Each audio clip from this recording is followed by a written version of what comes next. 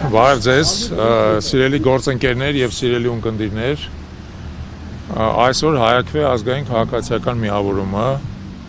Հայաստանի Հանրապետության դատախազություն ներկայացնում է հաղորդում հանցագործության մասին։ Այս հաղորդումը վերաբերվում է նրան, որ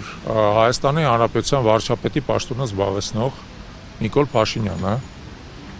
վերազանցելով իր լիազորությունները եւ չարաշահելով դրանք,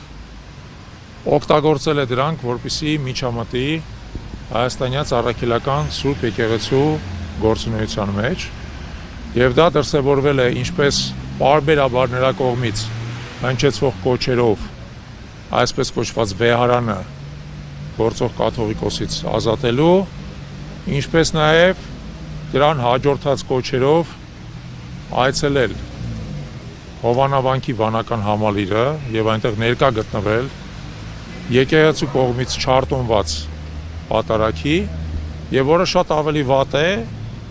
այդ ծիսակատարության ժամանակ, որը չարտոնված էր եկեղեցու կողմից, ըստ էության բռնություն կիրառել եկեղեցու հավատավոր հետևորդների նկատմամբ, որը մենք ականատես ենք եղել, եկեղեցու ծառայողների նկատմամբ, քահանաների նկատմամբ, որոնց մուտքը տեղարկելվել է, իրավապահ համակարգի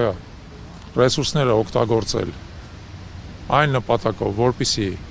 քահանաներին, որոնք այնտեղ պետք է գտնվեին օրինական ծառայության, փաստացի առևանգեն, հեռացնեն այդտեղից, արգելեն նրանց մուտքը, եւ դա բոլոր իր համակցության մեջ ըստ էության հավասար է Հովանավանք վանական համալիրը բռնազավթելու եւ պղծելու հետ։ Եթե դուք ուշադրություն եք դարձրել, երեկ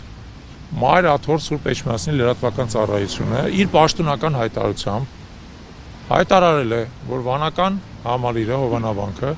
բռնազավթվել է իրավապահ մարմինների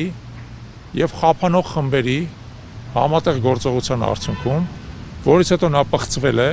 եւ ենթակա է վերասրբագործման։ Այդպիսով Մայր Աթոռ Սուրբ Էջմիածինը փաստացի արդեն հաղորդում է տվել հանցագործության մասին, սա հաղորդում է հանցագործության մասին, որում Մայր Աթոռ Սուրբ Էջմիածինը փաստացի հանդիսանում է դժոխք կողմ, որովհետև նրան պատկանող վանական համալիրը բռնությամբ բռնազավթվել է, օգտագործվել է ոչ նպատակային, խաթարվել է հավատացյալների կրոնական զգացմունքները, նրանց կրոնական իրավունքները, ես ամեն ինչը միասին առերևույթ համապատասխանում է Հայաստանի Հանրապետության քրեական օրենսգրքի 209 եւ 441 հոդվածներում նկարագրված հանցավոր արարքներին։ Ուստի այսօր մենք ներկայացնում ենք հաղորդում հանցագործության մասին, որտեղ այդ ամեն ինչը մանրամասն նկարագրված է, բոլոր փաստերը այստեղ շարադրված են եւ ի տարբերություն նախորդ դեպքերի մենք ունենք բացահայտ դժոխք կողմ, որը աղաղակում է նրա մասին, որ ինքը տուժել է,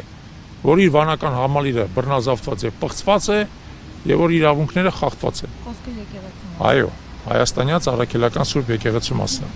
Ավելին ձեզ ասեմ, հիշեցնեմ, որ հայաստանյաց առաքելական Սուրբ Եկեղեցին մեր Սահմանադրության 17-րդ հոդվածով ունի պետության կողմից երաշխավորված բացառիկ իրավունքներ եւ տվյալ դեպքում մենք գործ ունենք նրա հետ, որ պետությունը փոխանակ երաշխավորի այդ իրավունքները ամենագրեհիկ կոպիտ կերպով պետական բարձրագույն պաշտոնատար անձի ձեռքերով այդ իրավունքները խախտում են։ Ուստի մենք կարծում ենք, որ լռել այլևս չի կարելի, մենք պետք է հասկանանք եւ մեր քաղաքացիները պետք է հասկանան, որ այսօր վարչապետի աթոռին նստած է մարդ, որը շարունակաբար առնվազն առերևույթ, որովհետեւ դեռևս դատանի վճիռ չկա, բայց առնվազն առերևույթ պարբերաբար ամենակոպիտ կերպով խախտում է մեր երկրի օրենսդրությունը, դա պարբերաբար պատճառաբանելով ինչ որ մտածածին փաստարկներով, բայց դրանցից ոչ մեկը իրան իրավունք չեն տալիս օրենքի դաշտից դուրս գալու եւ մեր երկիրը տանելու քաոսի, պառակտման եւ բախումների։ Պարոն Շալադյան, այսօր կրկին Փաշինյանը գրառում է արել եւ անդրադառնալով նաեւ եկեղեցու հայտարարությանը, ես մեջ բերեմ, որ Հովանավանքի մեր աղոթքները Կտրիշ Ներսիսյանը համարել է պղծություն եւ նա մեր հոգեվոր կյանքը տարել է փակուղի։ Այդ մնացածը չասեմ։ Ես կարծում եմ, որ Նիկոլ Փաշինյանը, եթե դժգոհ է հայաստանյաց առաքելական Սուրբ Եկեղեցուց կամ նրա ղեկավարությունից, իրավունք ունի սեփական կրոնական կառույց ստեղծել, կազմակերպություն եւ այնտեղ աղոթել։ Ոչ մեկ իրան չի արգելում։ Հանցագործությունը նա, որ նա դա անելու փոխարեն բռնազավթում է հայաստանյաց առաքելական Սուրբ եկեղեցուն պատկանող կառույցը, վանական համալիրը, որ իրավունքը նա չունի, իրականացնում է այնտեղ ծես, որ իրավունքը նա չունի եւ դրանով վիրավորում է մեր հավատացյալների օրինական զգացմունքները եւ նաեւ խախտում է մեր օրինական շահերը։ Մեզանից ոչ մեկ չի կարող Փաշինյանին արգելել, օրինակ ես ենթադրենք այգում կրոնական ծես իրականացնել։ Օրենքը խախտվում է այն պայից սկսած, երբ որ նա դա փորձում է անել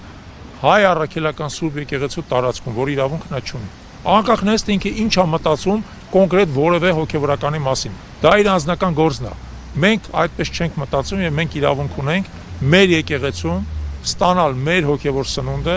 ստանալ մեր հոգևոր ծեսերը, ներկա լինել օրինական Սուրբ Պատարագի, որը նա խախտել է եւ եկեղեցու իրավունքները եւ եկեղեցու հետևորդների իրավունքները։ Պարոն Թալապյան,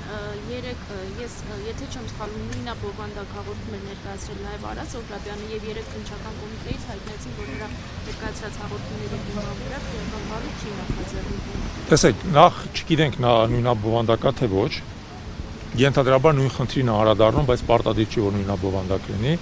Երկրորդը, մենք մեր դեպքում հետամուտ ենք լինելու, որ այս ամեն ինչը հիմք հանդիսանա քրեական գործ հարուցելու։ Մենք արդեն եկել ենք այն հետևության, որ մեր երկրում դատախազությունը բնավ չի պաշտպանում քաղաքացիների շահերը, այլ ընդհակառակը ծառայում է իշխանությունը զավթած փոքրիկ մի վարչախմբի շահերին։ Սակայն դա հավերժ չի շարունակվելու, կգա այն ժամանակը, երբ որ երկրում իշխանությունները կփոխվեն եւ այս ամեն ինչին ընթացք կտա։ Այս բանը շատ կարևոր է, որպեսզի այս բոլոր փաստերը հանգամանալից շարադրված կերպով մտնեն համակարգի ներս, իրավապահ համակարգի։ Եթե դատախազությունը հրաժարվի քրեական գործ հարուցել, մենք կդիմենք դատարան, եթե դատարանը հրաժարվի քրեական գործ հարուցել, կհասնենք մինչև սահմանադրական դատարան, ի վերջո մենք կհասնենք նրան, որ այս հանցագործությունները իրավական գնահատական ստանան եւ մեղավորները պատժվեն։ Ճիշտ է, դուք արդեն խոսեցիք, բայց շատ է նշվում, որ Հայաստանում փաստացի խախտվել է սահմանադրությունը, հա, եւս մեկ անգամ խնդրում եմ իրավական առումով ինչ է կատարվում։ Այո, սահմանադրությունը խախտվել է այն իմաստով, որ 18-րդ հոդվածը սահմանադրության, որը երաշխավորում է հայաստանյաց առաքելական Սուրբ եկեղեցու բացառիկ դերը կրոնական կազմակերպությունների շարքում եւ որը նաեւ երաշխավորում է նրան պետության պաշտպանությունը, այսօր տեղանանում ուղիղ հակառակը։ Պետությունը դուք տեսել եք, նա որևէ այլ կրոնական կառույցի հետ որևէ այլ գործ չունի։ Թեև բազմաթիվ այլ կրոնական կառույցներ են գործում Հայաստանում, հա,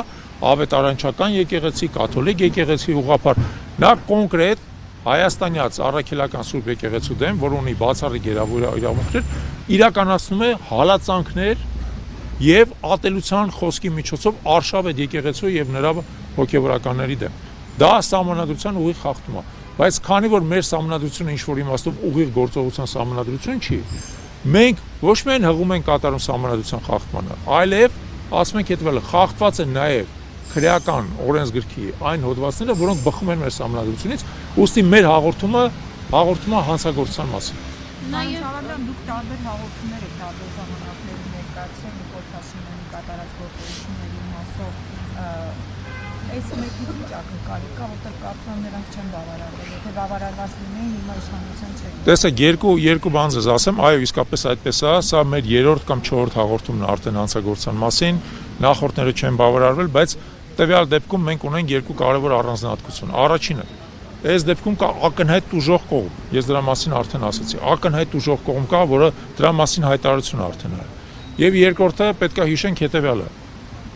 Այս կամ այն կերպ այն մանդատը, որը ստացել է այս վարչախումբը կառավարելու, մոտենում է իր ավարտին։ Եվ դա բոլորն են գիտակցում, եւ բոլորն են գիտակցում, որ այս վարչախումբը ի վերջո վերարտադրվելու լեգիտիմ հնարավորությունները նրա աստիճանաբար սպառվում են։ Եվ մենք համոզված ենք, որ այն ժամանակաշրջանը, որը մնացել է մինչև հերթական ընտրությունները կամ առավելևս եթե ընտրությունները լինեն արտահերթ, արդեն այնքան կարճ է, որ նույնիսկ իրավապահ համակարգին ներառյալ նաև դատախազությանը զգոնության հավելյալ բաներ է տալիս, ազդակներ է տալիս։ Ուստի մենք իսկապես հույս ունենք, որ այս անգամ դատախազությունը շատ ավելի խելամիտ կգտնվի եւ վերջապես իր օրինական պարտականությունները կկատարի բայց նույնիսկ ուզում ենք կրկնենք, եթե դա տեղի չունենա հիմա, դա տեղի կունենա առաջիկայում մոտ ապագայում։ Մենք դրան կասկած չունենք։ Հաղորդում ներկայացնեք միայն Նիկոլ Փաշինյանի դեմ, թե Ստեփան Ասատրյանի դեմ էլ, որովհետև քահանաները ահազանգում են, որ նա փոխվել է եկեղեցի ճանապարհին։ Այս հաղորդումը Նիկոլ Փաշինյանի եւ նրա հետ փոխկապակցված անձանց մասին է, որովհետեւ այնտեղ եղել են բազմաթիվ փոխկապակցված անձիկ, որոնք Նիկոլ Փաշինյանի հետ միասին ներառալ նաեւ ձեր ասած Ստեփան Ասատրյանը, որոնք նրա հետ միասին իրականացրել են վանական համալիրի բռնազավթումը եւ նրա պղծումը։